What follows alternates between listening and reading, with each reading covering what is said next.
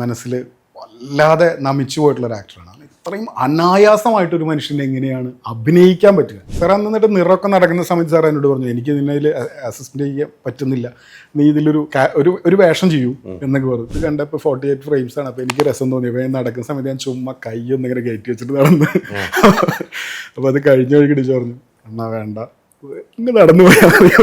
അപ്പോൾ അതുകൊണ്ടൊക്കെയാണ് നമ്മൾ മോണിറ്ററിന് മുന്നേ നോക്കാത്തത്. എൻ്റെ ആ സീനുകൾ വരുന്ന സമയത്ത് ബാക്കിൽ നിന്ന് ചില ചീത്തയൊക്കെ പറയുന്നുണ്ടായിരുന്നു. അപ്പോൾ പറഞ്ഞു, ജീവിതത്തിൽ ആദ്യമായിട്ട് നിങ്ങളെ ചീത്ത പറയുന്നതായിട്ട് ഞാൻ മനസ്സ് തുറന്ന് ചിരിച്ച ദിവസമാണ്. നമ്മുടെ ഈ സിനിമാ ജീവിതത്തിൽ എവിടെയെങ്കിലും വെച്ച് എവിടെ നീ പോയത് ശരിയായില്ല, അല്ലെങ്കിൽ നിനക്ക് കുറച്ചും കൂടെ സമയം എടുക്കണ്ടേ, അങ്ങനെയൊക്കെ ചോദിച്ചവരുണ്ട്. ഈ പോയത് ഒന്നും പോയിട്ടങ്ങ് എത്തണില്ല, അങ്ങനെ എത്തുന്നില്ല എന്ന് പറഞ്ഞിട്ടുള്ള സുഹൃത്തുക്കളും കാണുമല്ലോ. എന്നോട് പറയുന്നത് നീ കുറെ കൂടെ ആക്റ്റീവ് ആവണമെന്ന് പറയാൻ. ആക്റ്റീവ് ആവാൻ മീൻസ് എപ്പോഴും സിനിമയുടെ കൂടെ. ഞാൻ പറഞ്ഞില്ലേ, മടിയനാണോ? മടിയനൊന്നുമല്ല, ഞാൻ മടിയനല്ല. എനിക്ക് പക്ഷേ ഒരു സിനിമ അല്ലെങ്കിൽ എപ്പോഴും അത് ഞാൻ അസിസ്റ്റ് ചെയ്യുന്ന സമയത്തും ഞാൻ ചെയ്തിട്ടുണ്ട്. ഒരു സിനിമ കഴിഞ്ഞാൽ ഞാൻ അടുത്ത ലൊക്കേഷനിലേക്ക് ഞാൻ ഇതുവരെ പോയിട്ടില്ല. അത് കഴിഞ്ഞ് എനിക്കൊന്ന് വീട്ടിൽ പോയി എനിക്ക് എന്നെ ഒന്ന് മനസ്സിലാക്കി ഞാനൊന്ന് റീഫ്രഷ് ചെയ്ത് ഞാൻ ഇഷ്ടപ്പെടുന്നവരോട് കുറച്ച് സമയം സ്പെൻഡ് ചെയ്ത് കഴിഞ്ഞാൽ എനിക്ക് എക്സ്ട്രാ ഒരു എനർജി കിട്ടും. സ്വാഭാവികമായിട്ട് നമ്മൾ അതിന് ശേഷം അടുത്ത സിനിമ. അപ്പോൾ ആ സമയത്തൊക്കെ പറയാറുണ്ട്, ഇങ്ങനെ ഒരെണ്ണം കഴിഞ്ഞ് നേരെ വീട്ടിൽ പോയിരിക്കരുത്, അടുത്ത സിനിമയിലേക്ക് പോകുക എന്ന് പറയാറുണ്ട്. ആ അർത്ഥത്തിൽ അവരെന്നെ മടിയനെന്ന് വിളിക്കാറുണ്ട്. പക്ഷെ എനിക്ക് സിനിമ ഇഷ്ടപ്പെട്ടുന്ന പോലെ തന്നെ ഒരുപാട് ഇഷ്ടങ്ങൾ വേറെ ഉണ്ട്. അതായത് എനിക്ക് നല്ല പുസ്തകങ്ങൾ വായിക്കാൻ ഇഷ്ടമാണ്, നല്ല സിനിമകൾ കാണാൻ ഇഷ്ടമാണ്. അപ്പോൾ എൻ്റെ അത്തരം ആഗ്രഹങ്ങൾ കൂടെ എനിക്കൊന്ന് സാറ്റിസ്ഫൈ ചെയ്യിക്കേണ്ടതുണ്ട്. സിനിമ എങ്ങനെയാണോ സാറ്റിസ്ഫൈ ചെയ്യിക്കുന്നത് അതുപോലെ തന്നെ നല്ല പുസ്തകങ്ങൾ വായിക്കുമ്പോൾ എനിക്ക് കിട്ടുന്നൊരു സന്തോഷമുണ്ട്. അപ്പം അതും ഞാൻ എപ്പോഴും ആഗ്രഹിക്കുന്നതാണ്. അപ്പം അതിനും കൂടെ ഞാൻ സമയം എപ്പോഴും മാറ്റി വെക്കാറുണ്ട്, കണ്ടെത്താറുണ്ട്, ഉറപ്പായിട്ട് കണ്ടെത്താറുണ്ട്. പക്ഷെ അങ്ങനെ സമയം മാറ്റി വെക്കുന്നവർ നമുക്ക് ഒരു സിനിമ കഴിഞ്ഞിട്ട് 1 വർഷം അല്ലെങ്കിൽ 2 വർഷം അങ്ങനെ ഗ്യാപ്പുകൾ വരും. അവിടെ ഈ പുസ്തകങ്ങളുടെ ലോകത്തിലേക്ക് മാറും. പിന്നെ ഫാമിലിയുടെ കൂടെ അങ്ങ് യാത്ര ചെയ്തു. അപ്പൊ നമ്മൾ മറന്നുപോകും. അവിടെയാണ് പ്രശ്നം, നമ്മളെ മറക്കുന്നു അല്ലേ? അങ്ങനെ മറക്കുന്നു എന്ന് തോന്നുന്ന ഒരു സമയം വരികയാണെങ്കിൽ ചിലപ്പോൾ നമ്മൾ കുറച്ചും കൂടെ ആക്റ്റീവ് ആകുമായിരിക്കും. അല്ല, അങ്ങനെ തോന്നിയിട്ടില്ലേ? ഇപ്പോൾ പ്രസൻ്റ്ലി എനിക്ക് തോന്നിയിട്ടില്ല, സത്യം ഇല്ല. ഞാൻ ജനഗണന കഴിഞ്ഞിട്ട് എനിക്ക് അങ്ങനെ ഒരു ഗ്യാപ്പ് വന്നിട്ടില്ല. എനിക്ക് തോന്നുന്നു ഞാൻ ഏകദേശം ഞാൻ എണ്ണിയിട്ടില്ല, പക്ഷെ എന്നാലും 10-12 13 സിനിമയോളം അങ്ങനെ എത്ര സിനിമകൾ ഞാൻ ചെയ്തിട്ടുണ്ട്. അതുപോലെ ഒരു ക്യാരക്ടർ വരുന്നില്ല അല്ല, ഉപയോഗിക്കുന്നു മാത്രമേ. അതിപ്പോൾ എല്ലാവർക്കും ഇപ്പോൾ ഒരുപാട് നമ്മുടെ മുന്നിൽ കണ്ട എല്ലാവർക്കും അങ്ങനെ ചില ക്യാരക്ടേഴ്സൊക്കെ അങ്ങനെ എപ്പോഴും വളരെ റയറായിട്ട് മാത്രം കിട്ടുന്നതാണ്. അത് സംഭവിക്കും. ഇനിയും once in a blue moon ഒരു ചിലപ്പോൾ വർഷങ്ങൾ കഴിഞ്ഞാലായിരിക്കാം. ഈ മറ്റു ഭാഷകൾ അഭിനയിക്കാനുള്ള ഒരു മോഹം എങ്ങനെയാണ്? ആഗ്രഹമുണ്ട്. താങ്കൾക്ക് മറ്റു ഭാഷകൾ വളരെ യോജിക്കുമെന്ന് എനിക്ക് തോന്നിയിട്ടുണ്ട് ദിലീപിന്. എന്നോട് പലരും ബംഗാളി ആക്ടറാണെന്നൊക്കെ വിചാരിച്ചിരുന്നു ജനഗണമന കഴിഞ്ഞപ്പോൾ. ആദ്യം അങ്ങനെയായിരുന്നു ചർച്ച ചെയ്തത്. അങ്ങനെയായിരുന്നു. ഞാൻ മലയാളിയല്ല എന്നൊരു ഉണ്ടായിരുന്നു. അങ്ങനെയായിരുന്നു ആദ്യം ചർച്ച ചെയ്തത്. പക്ഷെ ഞാൻ ഉദ്ദേശിച്ചത് അതാണ്, അങ്ങനെ മറ്റു ഭാഷയിൽ നിന്നുള്ള ഓഫറുകളോ അങ്ങനെ ഒരു തേടിപ്പോക്കൊന്നും ഉണ്ടായിട്ടില്ല. മലയാളത്തിൽ ഞാൻ തേടുന്നില്ല, പിന്നെ മറ്റു ഭാഷ ആരും വിളിച്ചിട്ടില്ല. വിളിച്ചാലും ഉറപ്പായിട്ടും സന്തോഷമുള്ള കാര്യമാണ്. തമിഴും തെലുങ്ക് അടക്കം ഹോളിവുഡ് അടക്കം എല്ലാ സിനിമകളും ചെയ്യണമെന്ന് ആഗ്രഹമുണ്ട് ആസ് എൻ ആക്ടർ. ഒരു വേഷങ്ങൾ ഇപ്പം നമുക്ക് മലയാളത്തിൽ ഒത്തിരി താരങ്ങളുണ്ടല്ലേ, നമ്മളെപ്പോലെ കഥാപാത്രങ്ങൾ ചെയ്ത ഒത്തിരി താരങ്ങൾ. പിന്നെ അതിലൊരു നമുക്ക് എപ്പോഴും നമ്മൾ ചെയ്യുമ്പോൾ ഇയാൾ ചെയ്തതുപോലെ അല്ലെങ്കിൽ അങ്ങനെ ചെയ്താൽ എനിക്ക് കൊള്ളാം എന്ന് തോന്നിയ ഒരു ആക്ടർ ആരായിരിക്കും? എനിക്ക് അങ്ങനെ ഇതിപ്പോൾ എല്ലാവരും പറയുന്ന പോലെ തന്നെ ഒരു മറുപടിയാണ്. എനിക്ക് മറ്റൊരാൾ ചെയ്യുന്നത് പോലെ ചെയ്യാൻ നമുക്ക് ഒരിക്കലും തോന്നിയിട്ടില്ല. നമ്മുടെ മനസ്സിലൊരായതുണ്ടല്ലോ അതുപോലെ അല്ല, അദ്ദേഹം അത് ഭയങ്കര അനായാസമായിട്ട് അഭിനയിക്കുന്ന എന്ന് പറഞ്ഞപ്പോൾ ഒടുവിൽ ഉണ്ണികൃഷ്ണൻ ചേട്ടൻ്റെ ഒരു ആക്ടിങ് പാറ്റേൺ കണ്ടിട്ട് നമ്മളെപ്പോഴും മനസ്സിൽ വല്ലാതെ നമിച്ചു പോയിട്ടുള്ളൊരു ആക്ടറാണ്. ഇത്രയും അനായാസമായിട്ടൊരു മനുഷ്യനെ എങ്ങനെയാണ് അഭിനയിക്കാൻ പറ്റുക? എന്ത് തന്നെയായാലും ഇത് അഭിനയിക്കുകയാണ്. അദ്ദേഹം പെരുമാറുന്ന ഒന്നുമല്ല, അദ്ദേഹം അഭിനയിക്കുന്നതാണ്, ക്യാമറയുടെ മുന്നിൽ അഭിനയിക്കുന്നതാണ്. പക്ഷെ അത് ഇത്രയും അനായാസമായിട്ട് ചെയ്യുന്നത് കണ്ട് ഞെട്ടിപ്പോയിട്ടുണ്ട് ഞാൻ. ഈ മലയാള സിനിമയിൽ അത്തരം കഥാപാത്രങ്ങൾ പിന്നെ ആരും ഉണ്ടായിട്ടില്ല എന്നുള്ളത് തന്നെയാണ്. എല്ലാവർക്കും ഒരു പാറ്റേൺ ഉണ്ട്.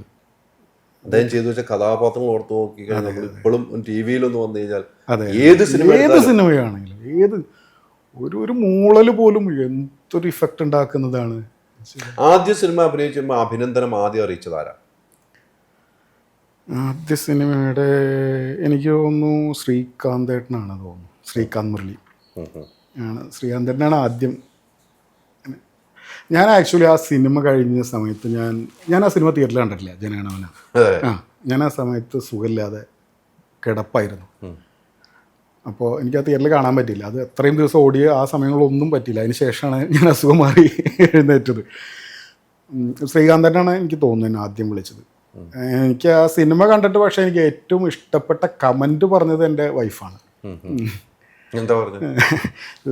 അപ്പോൾ എൻ്റെ ആ സീനുകൾ വരുന്ന സമയത്ത് ബാക്കിൽ നിന്ന് ചില ചീത്തയൊക്കെ പറയുന്നുണ്ടായിരുന്നു. അപ്പോൾ പറഞ്ഞു, ജീവിതത്തിൽ ആദ്യമായിട്ട് നിങ്ങളെ ചീത്ത പറയുന്നതായിട്ട് ഞാൻ മനസ്സ് തുറന്ന് ചിരിച്ച ദിവസമാണ്. എനിക്ക് ആ കമൻറ്റ് ഭയങ്കര ഇഷ്ടം, ഞാൻ ഒരിക്കലും മറക്കില്ല. പൃഥ്വി എന്ത് പറഞ്ഞിരുന്നു? രാജു എന്നോട് അതിൻ്റെ 50ാമത്തെ സെലിബ്രേഷൻ്റെ എന്നാണ് കണ്ടത്. ആക്ച്വലി ഞാൻ ഷൂട്ടിൻ്റെ സമയത്ത് രാജുവിനെ കണ്ടിട്ടില്ല. ഞങ്ങൾ കോമ്പിനേഷൻ ഒന്നും ഉണ്ടായില്ല. ഇല്ല. അന്നത്തെ ദിവസം എന്നോട് പറഞ്ഞു വളരെ നന്നായിരുന്നു. ഡിജോയുടെ സെലക്ഷൻ ഓക്കെ ആയിരുന്നു അതിലത്തെ എല്ലാ ക്യാരക്ടേഴ്സിൻ്റെയും. ഇത് മാത്രമല്ല, എല്ലാ ക്യാരക്ടേഴ്സും എല്ലാവരും എന്ത് രസമായിട്ട് ചെയ്ത. ക്യൂൻ എന്ന ചെറിയ സിനിമ വലിയ വിജയമാക്കിയ അതെ. ചെറിയ ഏതോ കുട്ടികളെ കൊണ്ടുവന്ന് ഒരു പരിചയമില്ലാത്ത കുറെ കുട്ടികളെ കൊണ്ടുവന്ന് വിജയമാക്കിയ ഒരാള്. അതിൽ നിന്നാണല്ലോ അവന്റെ ഒരു വളർച്ചയും. പിന്നെ ഒത്തിരി കാത്തിരുന്ന ഡിജോനെ മനസ്സിലായത്, ഡിജോനെ എന്താണ് വേണ്ടത് എന്നുള്ളതിനെ കുറിച്ച് വ്യക്തമായ ധാരണയുള്ളൊരു മനുഷ്യനാണ്. എല്ലാവർക്കും ധാരണയുള്ളൂ, പക്ഷെ വളരെ വ്യക്തമായ ധാരണയുള്ള മനുഷ്യൻ. അത് ഒരു ക്യാരക്ടറിനെ സെലക്ട് ചെയ്യുന്നതിലാണെങ്കിലും ആ ക്യാരക്ടറിനെ കൊണ്ട് പെർഫോം ചെയ്യിക്കുന്നതിലാണെങ്കിലും. ഞാൻ ജനഗണമനയിൽ ആകെ ചെയ്തത് ഞാൻ മോണിറ്ററിന് മുന്നിൽ പോകാറില്ല കഴിഞ്ഞതിന് ശേഷം. അത് എൻ്റെ ഭയം കൊണ്ടാണ് പോകാത്തത്. ഒരൊറ്റ പ്രാവശ്യം ഞാൻ വെറുതെ ഒന്ന് മോണിറ്ററിന് മുന്നിൽ പോയപ്പോൾ ഞാൻ ഒരു ഡയലോഗ് പറഞ്ഞിങ്ങനെ നടന്നു പോകുന്നൊരു സാധനമാണ്.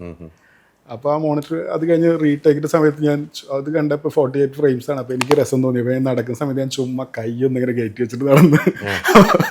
അപ്പോൾ അത് കഴിഞ്ഞ വഴിക്ക് ഇടിച്ചു പറഞ്ഞു, എന്നാ വേണ്ട ഇങ്ങനെ നടന്നു പോയാൽ. അപ്പോൾ അതുകൊണ്ടൊക്കെയാണ് നമ്മൾ മോണിറ്ററിന് മുന്നേ നോക്കാത്തത്. നോക്കി കഴിഞ്ഞാൽ നമുക്ക് ആവശ്യമില്ലാത്ത ചില പരിപാടികൾ ചിലപ്പോൾ തോന്നും. സംവിധായകന്മാരിൽ ഒത്തിരി പേരുടെ ഇഷ്ടപ്പെടുന്നവരുണ്ടാവും. നമുക്ക് എടുത്തു പറയാൻ ഒരു പേരുണ്ടാവുള്ളൂ. നമ്മൾ ഇഷ്ടപ്പെടുന്ന കഥാപാത്രങ്ങൾ ചെയ്യിപ്പിച്ച പല താരങ്ങളെയും ചെയ്യിപ്പിച്ച അങ്ങനെ ഒരു സംവിധായകൻ ആരായിരിക്കും? ഈ സിബി സാറിനെ ഭയങ്കര ഇഷ്ടമാണ്. കമൽ സാറിനെ ഭയങ്കര ആരാധനയായിരുന്നു. കമൽ സാറിൻ്റെ അസിസ്റ്റൻ്റ് ആവാൻ വേണ്ടിയിട്ട് ഞാൻ ഒരുപാട് നടന്നിട്ടുള്ളതാണ്. കമൽ സാറിൻ്റെ വീട്ടിലൊരു സമയത്ത് ഞാൻ സ്ഥിരം രാവിലെ ഡോർ തുറക്കുന്ന സമയത്ത് സാർ എന്നെ കണിയാണ്ട് ഉണർന്ന ഒരുപാട് ദിവസങ്ങളുണ്ട്. എന്ത് പറയും സാറ്?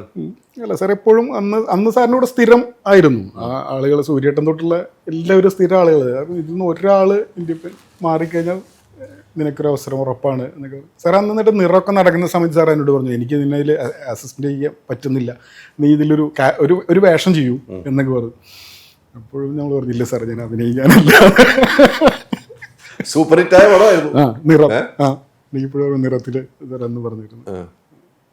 പിന്നീട് കമൽ സാറിനെ കാണുമ്പോൾ പിന്നെ സാറിനെ കണ്ടിട്ടില്ല ഇതുവരെ. ഇല്ല, ജനഗണമനയ്ക്ക് ശേഷം ഒന്നും സാറിനെ കണ്ടിട്ടില്ല. ഇങ്ങനെ ഒരാളും സാറിന്റെ മനസ്സിന്ന് അറിയില്ല. കമൽ സാറെ ഇതാണ് കേട്ടോ. കമൽ സാറിന്റെ വീട്ടിൽ വന്ന് ഇങ്ങനെ ഡെയിലി കണി ആളാണ്. അപ്പൊ ആ കണി സാറിന് ഉപകാരപ്പെട്ടിട്ടുണ്ടോ? അല്ലെങ്കിൽ സാർ സാറിന് അഭിനയിച്ചിട്ടുണ്ട് സാറിന്റെ. എന്നിട്ട് പിന്നെ കറുത്ത പക്ഷികളിൽ അല്ല, അതൊക്കെ മറന്നല്ലോ. പക്ഷെ ഇനി ഇപ്പം വേറെ ലെവലിലേക്ക് എത്തിയ കമൽ സാർ ഇനിയും സിനിമകൾ ചെയ്യുമ്പോൾ ഈ മുഖം ഒന്നും കൂടെ ഓർമ്മപ്പെടുത്തിയേ. കമൽ സാറിന് അയച്ചു കൊടുക്കും ഈ ക്ലിപ്പ്. ഉറപ്പായിട്ടും. Thank you.